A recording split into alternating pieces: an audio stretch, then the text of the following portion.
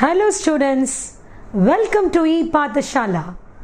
I am Dr. Vasanthi, Professor and Head, Department of Biotechnology, Kamaraj College of Engineering and Technology, Virudhunagar, Tamil Nadu. Today, in this module, we are going to see in detail about the inborn errors of nucleic acid metabolism. Before we start the main crux of the topic, a quick recap of our basic understanding of the nucleic acid metabolism. We all know the nucleic acid metabolism encompasses the metabolism of two important components, purines and pyrimidines. And for the synthesis of purines and pyrimidines, the nucleotide biosynthesis pathway, we have two common mechanisms called the de novo synthesis pathway and the salvage pathway. In the de novo synthesis pathway, for the formation of purines, inositol monophosphate is the precursor, and for pyrimidines, it is uridine monophosphate. From inositol monophosphate, we get our AMP, adenosine monophosphate, and from that, adenosine triphosphate. Inositol monophosphate can also give rise to guanosine monophosphate, which will eventually give us guanosine triphosphate. And under pyrimidines, the uridine monophosphate can give rise to deoxyuridine monophosphate, which will give us deoxythymidine tyrophosphate, DTTP. And the uridine monophosphate can just straight away give us UTP, uridine triphosphate, which can also give us cytidine triphosphate, that is the cytosine triphosphate. What do you mean by salvage pathway? Okay, this is where we are going to talk about the other arm, not the biosynthesis, by the catabolism. Okay, I quickly need DNA for a replicating cell. If I have to go through the de novo synthesis pathway, it is going to take me a lot of time because to build up the molecule one after the other. So can I salvage it? The nucleic acid which is going to get degraded, can I pick up something on the pathway and then from there can I build up the purine and pyrimidine? Now, I'm sure you are a little confused. The topic is inborn errors of metabolism. Why are we learning again about purine and pyrimidine biosynthesis and purine and pyrimidine catabolism, during which we can salvage some purine and pyrimidine? The thing is, any error which is going to result in an inborn error of nucleic acid metabolism is going to happen at the synthesis level or during catabolism. So the error, metabolic defect, which is ultimately going to cause a metabolic disease, can happen during the synthesis or during the catabolism. That is what we are going to see quickly in this module. Before going into the inborn errors of nucleic acid metabolism, again a quick recap of what is inborn errors of metabolism. They are a group of rare genetic disorder. When I say genetic, they are inherited, in which the body cannot properly turn food into energy. The highlight of inborn errors of metabolism are the disorders are usually caused by a defect in one specific protein or an enzyme that is responsible for the breakdown of the precursor molecule. Any of the multiple rare disorders that are caused by an inherited genetic defect and that alters the body's ability to derive energy from nutrients is called as inborn error of metabolism, and the term was coined by Sir Archibald Garrett. Thanks to him, that a lot of drugs are now available in the handling and management of inborn errors of metabolism too. Now, let us understand the errors of nucleic acid metabolism. The pathogenesis of such disorders reflects in cell damage, mitochondrial damage, but most of the time the mechanisms underlying the symptoms are unclear.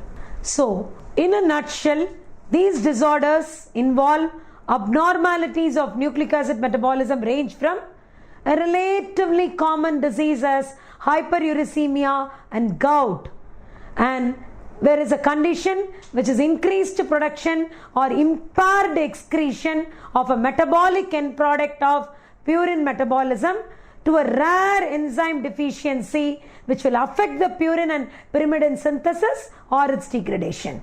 Again, three possibilities exist: increased production or impaired excretion of the end product due to rare enzymatic defects that either affect purine synthesis, pyrimidine synthesis, or purine degradation or pyrimidine degradation.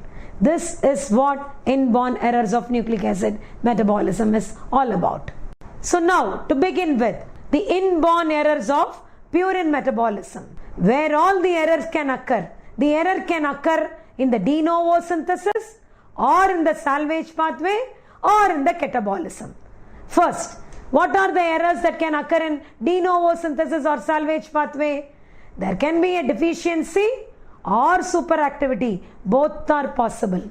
It can be because of a deficiency of an enzyme or because of a superactivity. Again, the end product become more in number.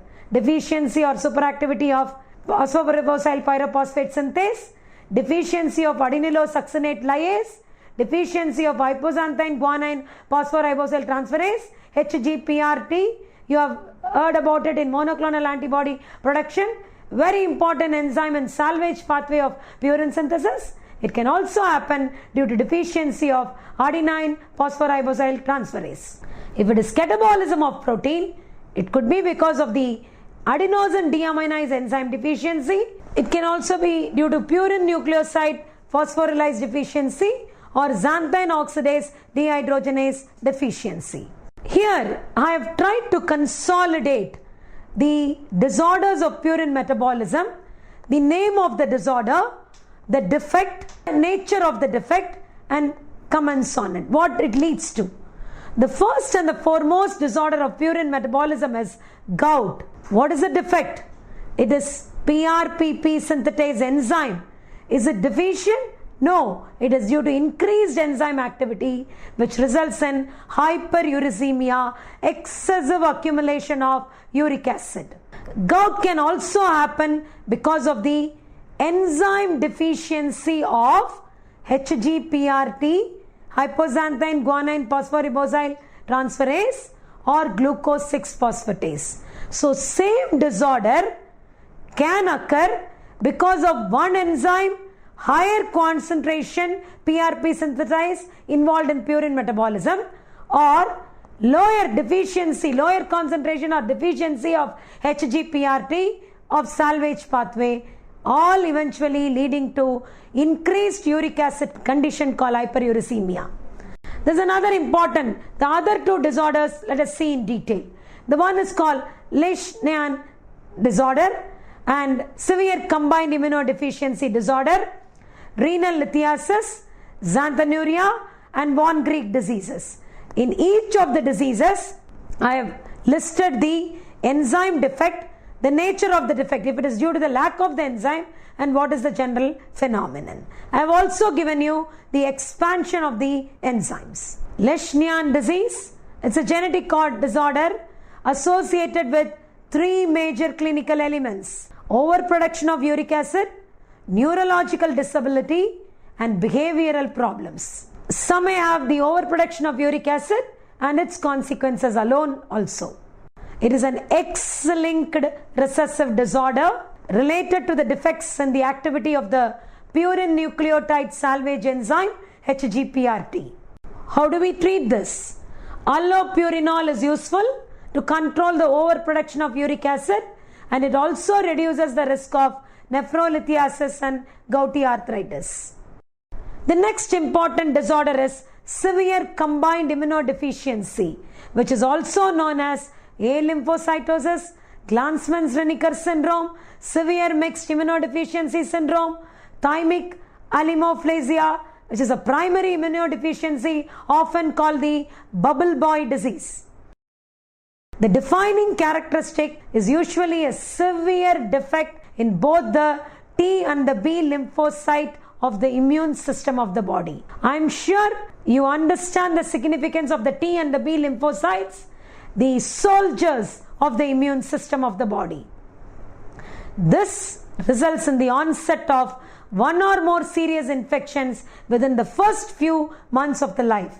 These infections generally become very serious, and they can also become life-threatening because secondary infections like pneumonia and meningitis and other bloodstream infections also slowly set in.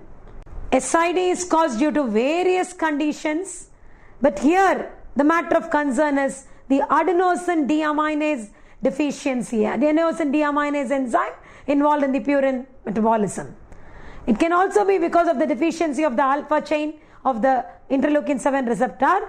That is why SCID is actually not only an inborn error of nucleic acid metabolism, because the origin can also be due to other enzyme deficiency. We need to understand and appreciate that SCID has got several reasons and several enzyme defects.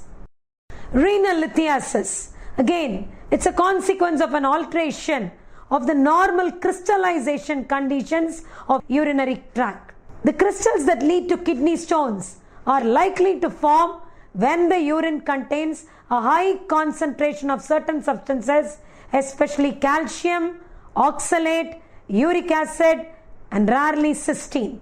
So the crystals of calcium or calcium oxalate or urate crystal from uric acid, which has been excessively getting accumulated in the urine, can lead to renal lithiasis. In common term, it is called kidney stone formation. The risk factors which can cause during inborn errors of metabolism, I would also like to tell you that it always need not necessarily be due to an enzymatic defect so as to strictly call it an inborn error.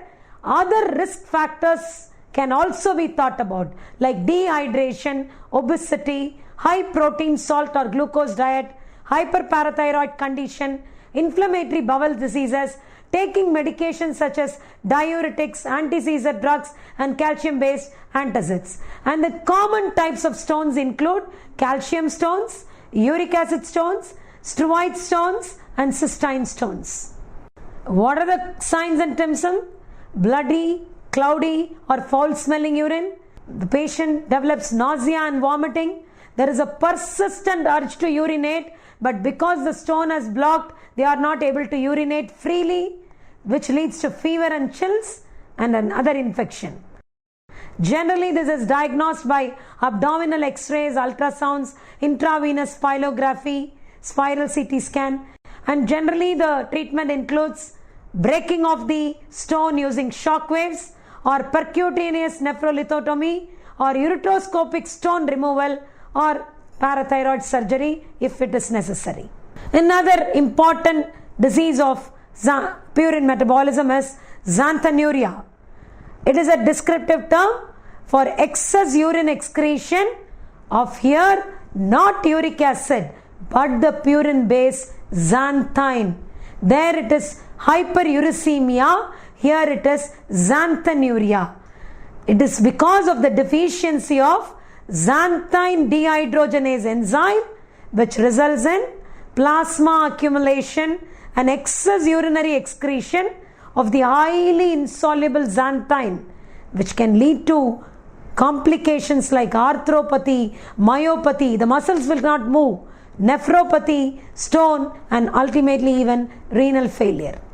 Hypoxanthine does not accumulate to an appreciable degree because it is always recycled through the salvage pathway. So the problem is only with the accumulation of xanthine and not hypoxanthine. Underline, the problem is not because of accumulation of hypoxanthine, because it is periodically utilized for salvage pathway. The metabolic error comes only because of the excessive accumulation of xanthine. Xanthine continues to accumulate despite the recycling of hypoxanthine because of the metabolism of guanine to xanthine by the enzyme guanase. The alkalinization of the urine has little effect on the solubility of xanthine. So we need to go for higher therapies, which includes high fluid intake, preventing dehydration, put the patient on low purine diet. Then xanthine dehydrogenase and aldehyde oxidase based medications are also being followed currently. Van Gogh disease. It's a condition in which the body cannot break down glycogen for energy.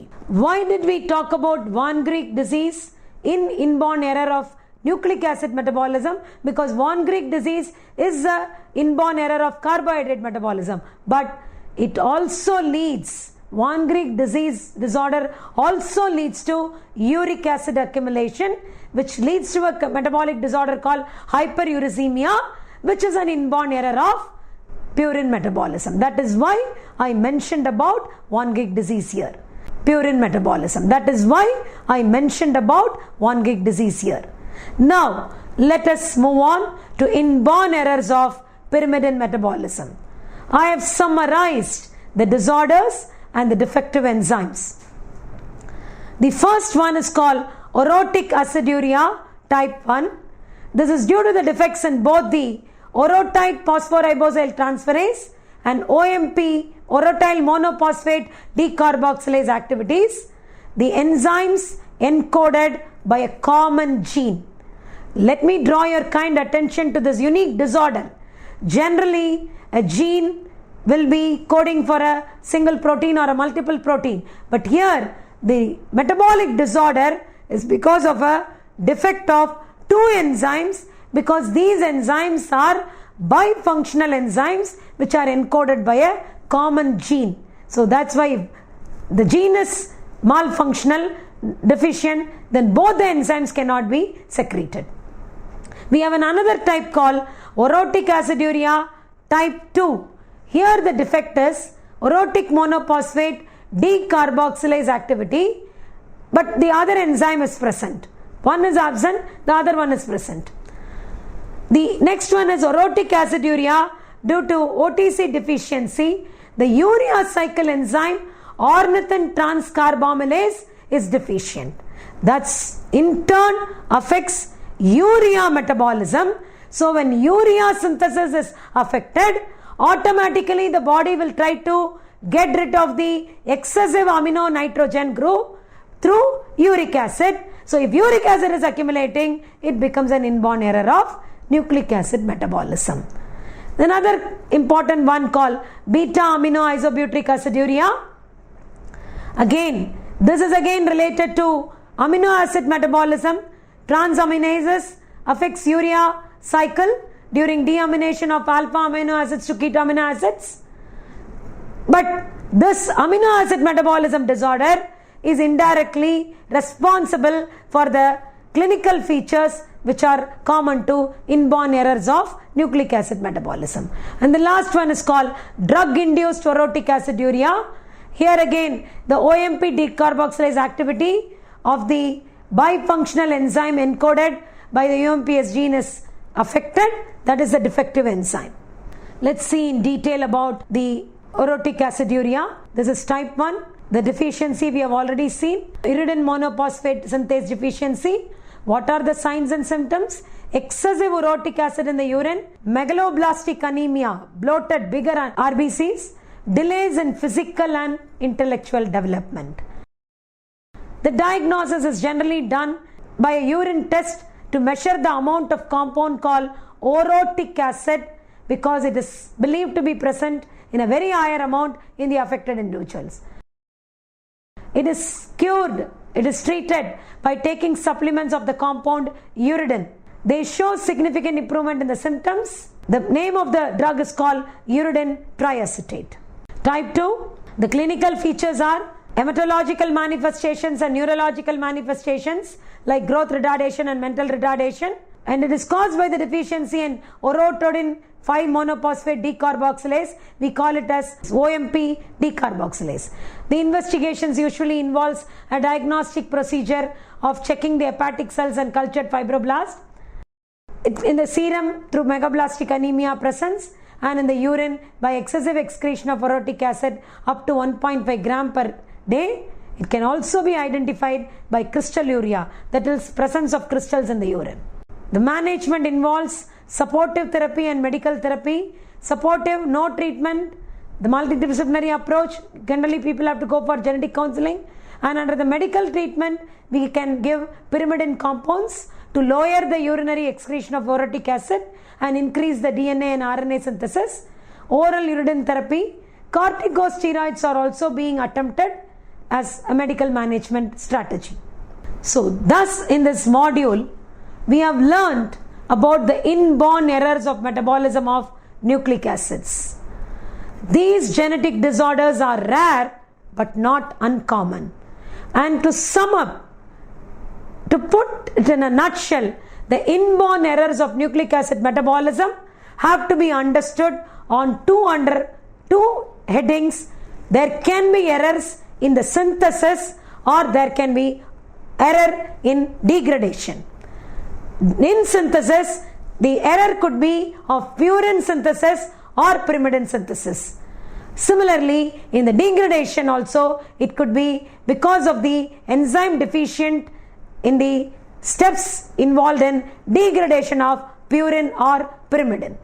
Proper understanding of the genetic errors in the cause of these disorders have helped us in designing and developing appropriate drugs for the management of these diseases. That is why it is essential to always remember, for every inborn error of metabolism, the defective or the hyperactive enzyme that is ultimately responsible for the clinical condition called inborn errors of metabolism.